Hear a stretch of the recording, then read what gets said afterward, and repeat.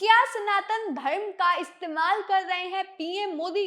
क्या महिलाओं के खिलाफ उत्पीड़न को कायम रखने के लिए कुछ लोग कर रहे हैं सनातन का इस्तेमाल? अब आप लोग इस सोच में पड़ गए होंगे कि सनातन धर्म को लेकर ये कैसी बातें सामने आ रही हैं। ये मुद्दा थमने का नाम नहीं ले रहा। हर जगह सोशल मीडिया पर इसकी ही चर्चा हो रही है। हर दिन हमें एक नया बयान सामने आता है, हर दिन हमें एक नया बयान सुनने को मिलता है। चलिए अब इस पर बात करते हैं।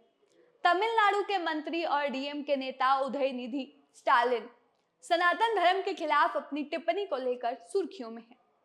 स्टालिन ने सनातन धर्म की तुलना मलेरिया, कोरोना वायरस, डेंगू जैसी बीमारियों से की और कहा कि इसे खत्म करना होगा। कहा कि सनातन धर्म को खत्म करना होगा। उदयनिधि स्टालिन ने यह भी कहा कि उनका मतलब नरसंहार नहीं था और बीजेपी उनके बयानों को तोड़ मरोड़ कर पेश कर रही है। उन्होंने ये भी कहा कि वो अपनी टिप्पणी पर मजबूती से कायम। अब इन सभी बातों पर उनके जो पिता हैं तमिलनाडु के मुख्यमंत्री एमके स्टालिन ने भी अपने बेटे उदयनिधि स्टालिन की सनातन धर्म के खिलाफ टिप्पणी पर प्रतिक्रिया व्यक्त की है। एमके स्टालिन ने अपने बेटे की टिप्पणी का समर्थन किया है और ये भी कहा है कि जो उदयनिधि स्टालिन है उसने सनातन धर्म के सिद्धांतों पर अपने विचार व्यक्त किए हैं जो जाति के आधार पर लोगों के साथ भेदभाव करते हैं। आपको बता दें कि एमके स्टालिन ने यह भी कहा है कि उनके बेटे का धर्म या धार्मिक मान्यताओं को ठेस पहुंचाने का कोई इरादा नहीं था।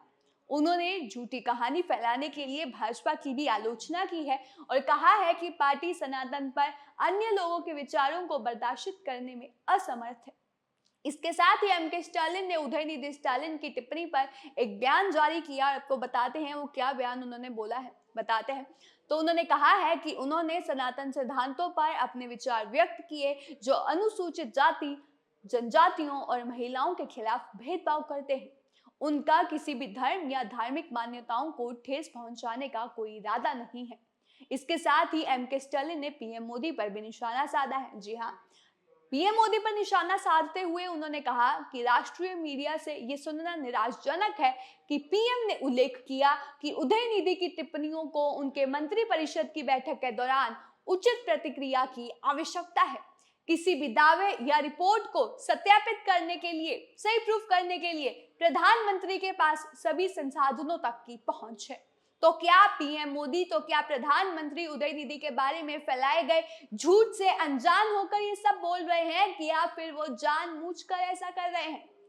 फिर बोला कि क्या इंडिया गठबंधन से परेशान हो रहे हैं मोदी? स्टालिन ने कहा कि ऐसा लगता है कि भाजपा का विरोध करने के लिए जो 28 दलों की जो गठबंधन बनी है, जो इंडिया भारतीय गठबंधन बना है, उससे प्रधानमंत्री पीएम मोदी परेशान हो गए हैं। उस गठबंधन ने पीएम को परेशान कर दिया है और वो डर के कारण एक राष्ट्र एक चुनाव का प्रस्ताव दे रहे हैं। वन नेशन वन इलेक्शन का प्रस्ताव इसी वजह से आ रहा है। ये स्पष्ट है कि भाजपा वास्तव में सनातन के भेदभावपूर्ण प्रथाओं के बारे में चिंतित नहीं है, बल्कि विपक्षी गठबंधन के भीतर विभाजन पैदा करने के लिए वो बेताब है। मतलब ये जो क्रिएट किया जा रहा है वो सिर्फ ये जो 28 दल बने हैं उनको सेपरेट करने के लिए क्रिएट किया जा रहा है। उनका उससे कोई मतलब नहीं है, जातिवादी से कोई मतलब नहीं है। बस उनका यह है कि 28 दलों ने जो इंडिया का गठबंधन बनाया है बस इसे अलग करना है, ऐसा कहना है एमके स्टालिन का। तो आपको क्या लगता है कि एमके स्टालिन अपने इस बयान पर सही हैं? और आपको क्या लगता है कि अगर उदयनिधि स्टालिन माफी मांग लेंगे तो ये मामला यहीं थम जाएगा? क्योंकि ये मामला थमता हुआ तो नजर नहीं आ रहा है। कहीं भी देखिए इसके बारे में ही चर्चा की जा रही है। तो आपको क्या लगता है कि एमके स्टालिन यहाँ पर अपने बेटे के सपोर्ट में आए, उदयनिधि स्टालिन के सपोर्ट पे आए, साथ ही उन्होंने पीएम मोदी पर भी निशाना साधा है। तो आपको क्या लगता है कि ये मामला कहाँ जाकर रुकेगा? ये मामला थमने का नाम नहीं ले रहा। तो आपकी क्या राय है? आपको क्या लगता है ये मामला किस पॉइंट पे, मतलब वो ऐसा कौन सा पॉइंट होगा जब इस मामले को शांत कर दिया जाएगा? अपनी राय बताना हमें कमेंट सेक्शन में मत भूलिएगा और साथ ही चैनल को सब्सक्राइब करना भी मत भूलिएगा।